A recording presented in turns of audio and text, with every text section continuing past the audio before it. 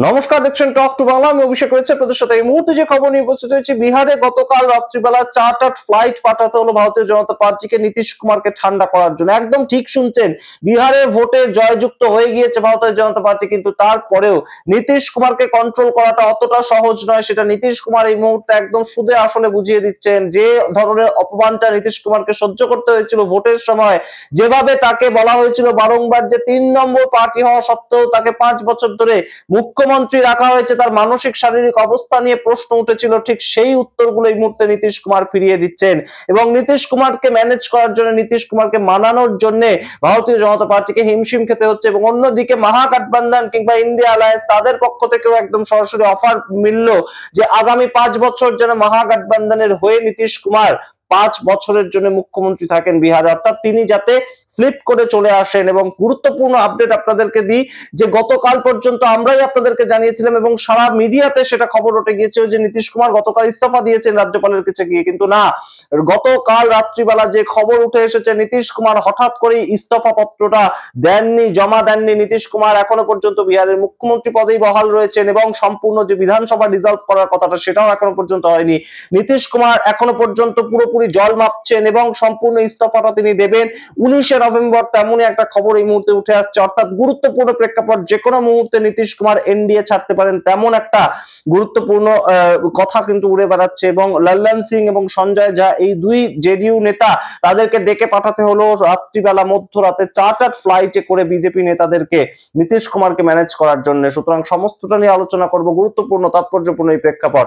দেখতে থাকুন শেষ অবধি। অবশ্যই তাদেরকে টক টু বাংলা ইউটিউব চ্যানেলটিকে সাবস্ক্রাইব করে দিন। এই মুহূর্তে নীতিশ কুমারকে নিয়ে কিন্তু বিভিন্ন ধরনের বিদ্রুপ করেছিল ভারতীয় জনতা পার্টি, বিভিন্ন সোর্স থেকে উঠে এসেছিল। এমনকি অমিত শাহ একদম ভরা মঞ্চে বসে অঞ্জনা ওম কাশ্যপ তাকে ইন্টারভিউতে বলেছিলেন যে মুখ্যমন্ত্রী কে হবে সেটা আমরা কিভাবে ঠিক করব, সেটা তো ঠিক করবে পরবর্তীতে বিধায়ক দল, কিন্তু এই মুহূর্তে বিধায়ক দল যে কিছুই ঠিক করবে না। এবং নীতিশ কুমারের কথাই যে শেষ কথা, সেটা আরো একবার বুঝিয়ে দিচ্ছেন নীতিশ কুমার অত সহজে খেলাটা ছেড়ে দেবেন না নিজের হাত থেকে। তার কারণ তার এই মুহূর্তে দাবি তিনি মুখ্যমন্ত্রী থাকবেন এবং তার সঙ্গে তাদের পার্টির থেকে কেউ অধ্যক্ষ থাকবে, বিধানসভার অধ্যক্ষটা তাদের পার্টির কেউ থাকবে। এবং তার সঙ্গেও দাবি রয়েছে যে 2 জন ডেপুটি সিএম, সেটাও মানবে না জেডিইউ এই মুহূর্তে দ্বিতীয় পার্টি, অর্থাৎ মহাগঠবন্ধনকে হারিয়ে যে পার্টিগুলো উঠে এসেছে। বিজেপি যদি 89টা সিট পেয়ে থাকে, তাহলে তার থেকে কম 4খানা মাত্র সিট পেয়েছে, 85, অর্থাৎ 85টা সিট পেয়েছে জেডিইউ।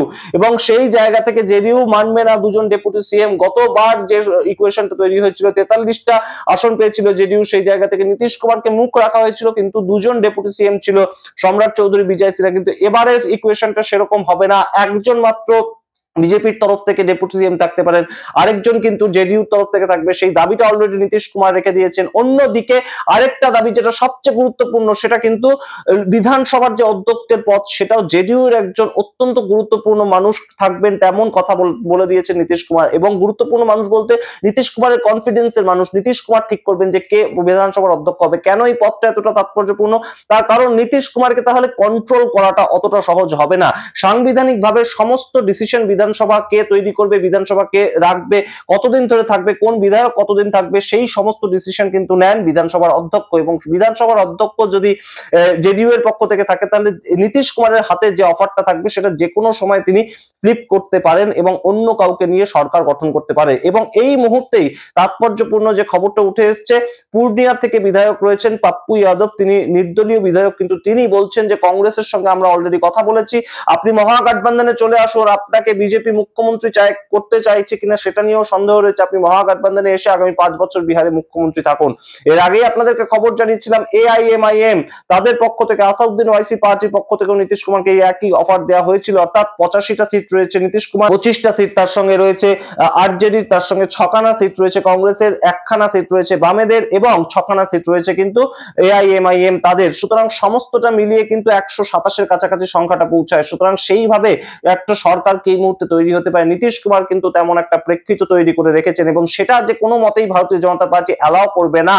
সেই জন্য কিন্তু তারা রাত্রিবেলা, কালকে মধ্যরাতে, যখন তারা দেখলো যে নীতিশ কুমার শেষ পর্যন্ত ইস্তফাটা জমা দেননি, অর্থাৎ খেলাটা তিনি নিজের হাত থেকে ছেড়ে দেননি, সেই সময় কিন্তু দিল্লি থেকে একটা চার্টার্ড ফ্লাইট এসেছিল বিহারের পাটনাতে। এবং সঞ্জয় ঝা, লল্লন সিং, এই 2 জন নীতিশ কুমারের নেতা, যারা একদম গেম চেঞ্জার হিসেবে প্রথম থেকেই কাজ করছিলেন, তারা সিট শেয়ারিং রেশিও নিয়ে অমিত শাহের সঙ্গে কথা বলেছিলেন। এবং লল্লন সিং এবং সঞ্জয় ঝা ইতিমধ্যেই কিন্তু ভারতীয় জনতা পার্টির সঙ্গে অত্যন্ত ঘনিষ্ঠ সম্পর্কে নিমজ্জিত। তাদের দুজনকে ডেকে নিয়ে যাওয়া হয় দিল্লিতে, তেমন খবর এই মুহূর্তে উঠে আসছে। এবং এই এখন নীতিশ কুমার কি করবেন সেটা নীতিশ কুমার ছাড়া আর কেউ জানেন না। কিন্তু নীতিশ কুমারের সমস্ত দাবি মেনে না নিলে ভারতীয় জনতা পার্টি যে কোনো মতেই এই মুহূর্তে দিল্লির যে আসনটা, দিল্লির যে সিংহাসনটা, সেটা যে সামলাতে পারবে না সেটা কিন্তু সারা দেশের মানুষ জানে। তাই জন্য হই হই করে জিতে গেছে ভারতীয় জনতা পার্টি, কিন্তু কোনো মতেই নীতিশ লবির সঙ্গে গুজরাট লবি কিন্তু এখনো একই বেঞ্চে যে বসতে পারছে তেমন নয়। তার কারণ নীতিশ কুমার বিহারে ভোটের আগে তিনি একদম নিশ্চুপ হয়ে গিয়েছিলেন। তিনি 7-10 দিন আগে থেকে যখন নরেন্দ্র মোদী সভা করতে এসেছেন, 30 অক্টোবর থেকে 9 নভেম্বর পর্যন্ত পর পর সভা করেছেন নরেন্দ্র মোদী, কিন্তু সেই সময় আমরা দেখতে পেয়েছি যে নীতিশ কুমার সেই সভায় ছিলেন না, নীতিশ কুমার সেই র্যালিগুলোতে ছিলেন না। পাটনাতে সভা করছেন, র্যালি করছেন নরেন্দ্র মোদী, তখনও নীতিশ কুমারকে আমরা দেখতে পাইনি। লল্লন সিংকে আমরা দেখতে পেয়েছিলাম সেই র্যালিগুলোতে, কিন্তু নীতিশ কুমার তখন কিন্তু জেডিইউ এর হয়ে প্রার্থীদের হয়ে প্রচার করছিলেন। এবং সেই ছবিটাই এখন কোথাও গিয়ে তিনি তার সমস্ত শক্তি দেখাচ্ছেন, তিনি তার কথা মতন সরকার তৈরি করতে চাইছেন। কোনো মতে বিজেপির যে সমস্ত চাপিয়ে দেওয়া নীতি সেই সমস্ত মানা হবে না, নীতিশ কুমার সম্পূর্ণ জানিয়ে দিয়েছেন। এই মুহূর্তে যা খবর উঠে আসছে যে নীতিশ কুমারের পক্ষ থেকেও যতজন মন্ত্রী হবেন ক্যাবিনেটে, ঠিক ততজন মন্ত্রী একদম সরাসরি বিজেপির পক্ষ থেকেও থাকবে। তাই জন্য জেডিইউ এর পক্ষে কিন্তু এই মুহূর্তে হাম অর্থাৎ জিতেন রাম মাঝি এবং উপেন্দ্র কুশওয়াহা তারাও রয়েছে। এবং তারা যদি এই মুহূর্তে সম্পূর্ণ ভেঙে চলে আসে, এনডিএ ভেঙে চলে আসে, তাহলে কিন্তু সরকার গঠন করা অতটা সহজ হবে না। শুধুমাত্র বিজেপি এবং চিরাগ পাসওয়ান তারা কিন্তু সরকার গঠন করার মতন সংখ্যায় থাকবে না। অন্যদিকে নীতিশ কুমার কিন্তু বিভিন্ন জায়গা থেকে অফার পাচ্ছে।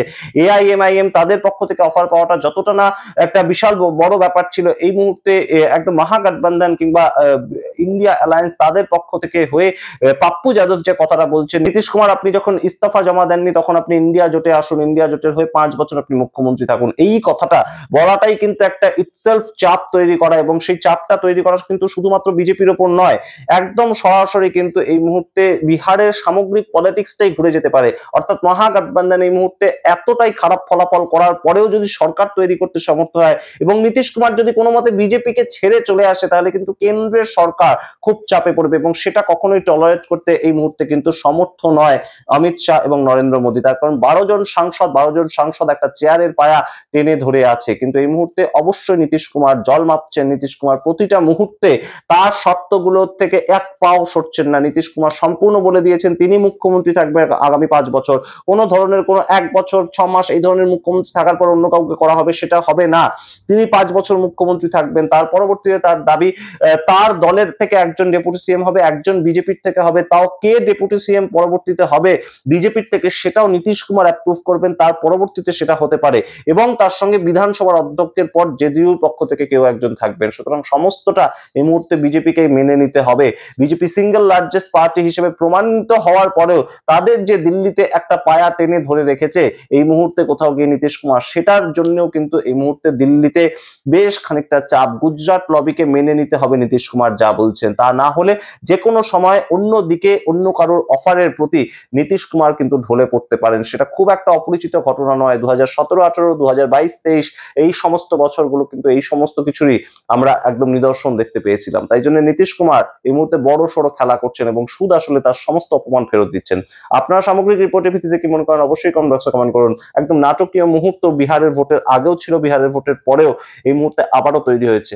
আপনাদের সমস্ত কমেন্ট বক্সে দেখার জন্য অবশ্যই আমরা অপেক্ষায় রইলাম। কিন্তু নীতিশ কুমার গতকাল মিডিয়াতে যে রিপোর্টটা বেরিয়েছিল এবং যেটার ভিত্তিতে আমরাও আপনাদেরকে জানিয়েছিলাম যে ইস্তফা দিয়ে দিয়েছেন, ইস্তফা দেননি।